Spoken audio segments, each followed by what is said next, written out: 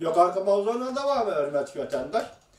Del Amerika Cumhurbaşkanı devletinin diplomatiya maceraları çoğun kuruluşuvatkan bu arlıqta Kanada kısılıp kalgan bir vaqtda. İki devlet birisi Kanada kısılıp kalgan bir vaqtda. Amerika Kanada iki devlet 12. ayın 14. günü Washington'da diplomatiya ministerleri ve devlet müdafiə ministerleri dört taraf koşulgan yığın açtı. Kanada'nın Taşqi İşlər Ministeri Krista Freeland'i Kanada'nın Huawei şirketinin maliye əməldarı Mengwenju'nun nima üçün qo'lga alganligini aqlab mundaq ko'rsatdi. Bu bir siyosiy qaror emas. Bu prinsip bo'yicha bir taraf qiladigan ishdir. Amerika Qo'shma Shtatlari Davlat Shakati Mike Pompeo mundaq ko'rsatdi. Mengwenju'ni tutish jarayonida Amerikaning harbiy qadami qonunni Amerikaning har bir qadami kechiringlar, Amerikaning har bir qadami qonunni hurmat qilish bilan tashlandi. 14-kuni Kanadaning Tashqi ishlar ministri Freeland'i Amerika Qo'shma Shtatlarining Davlat Shakati Mike Pompeo, Amerika Qo'shma Shtatlarining Davlat Mudofaa ministri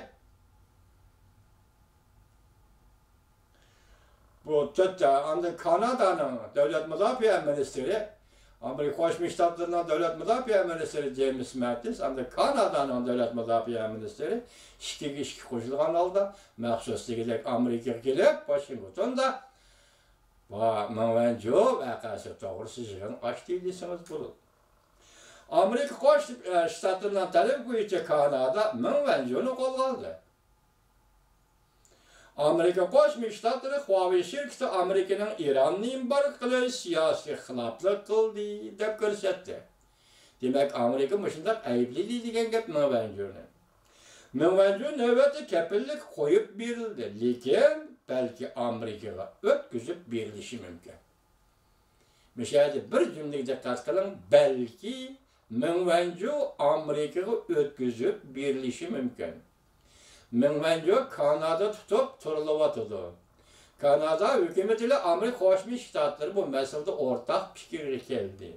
Belki Mengwenju'nu Amerika o'tkazib berishi mumkin. Bu albatta hurmatli vatandosh, mushu jumlada vaqtida Amerika Cumhur munosabati qanday o'zgarishi mumkin yoki Amerika Cumhur o'tirishi hozir boshlangan, maxfiy boshlangan savdo suhbat munosabatlarida qanday o'zgarish mumkin? Masalan, Mengwenju vaqasi mushtaq ta'sir ko'rishi mumkinmi? To'g'ri betlar shunday deyishyapti. Mumkinmi? Kanadaning Tashqi ishlar ministri Freeland'i ma'nili qilib yaqinda Prezident Trampning bu dilodan foydalanib Jungo bilan savdo suhbati elib boramiz degan so'zini tanqid qildi. Bu mundaq ko'rsatdi, Kanadaga nisbatan aytganda davlat sirtida bir nafar Kanadalikning nazarband qilinishidan eg'ir azob his qilamiz. Selishtirg'ilib bo'ladigan hech nima yo'q. Amerika Qo'shma Shtatlarining Davlat Shakati Mike Pompeo Jungo Kanada fuqarolarini qo'lga olgan harakatni qabul qilg'ili bo'lmaydi. Ular turmadan qo'yib berilishi kerak deb ko'rsatdi. Jungo Tashqi ishlar ministerligi mundaq ko'rsatdi. Qo'lga olingan 2 nafar kanadalik Jungoning davlat bexatarlik qonuniga xiloflik qildi. Kanada qurolini qo'lga olgan Jungoning atgan jinoyati yoki sabablar yo'q orqali davlat bexatarligiga xiloflik qildi. Xiloflik qilganligini tekshirilyapti dedi Jungoning amaldorlari, tahlilchilar va kishilik huquq tashkilotlari aloqador qonun kuchli, lekin mujmal. Jungoning shu qonun kuchli bo'lsa, lekin mujmal. Amerika Qo'shma Shtatlarining Prezident Trump Twitter'da fikr qoldirib mundaq ko'rsatdi. Amerika Jungo yaqinda nihoyat atrofli bir kelishim imzolaydi. Yangi xabar juma vatandosh. Amerika Qo'shma Shtatlarining Prezident Trump Twitter'da fikr qoldirib mundaq ko'rsatdi. Amerika Jungo yaqinda nihoyat atrofli bir kelishim imzolaydi. Mavzuli xabar 12-ayning 14-kuni Dovitor beti e'lon qilindi. Xabar mundaq boshlandi. Amerika Qo'shma Shtatlarining prezidenti Trump 12 ayning 14 kuni Amerika Jungo savdo suhbati to'g'risida Twitter'da fikr qoldirib bunday ko'rsatdi.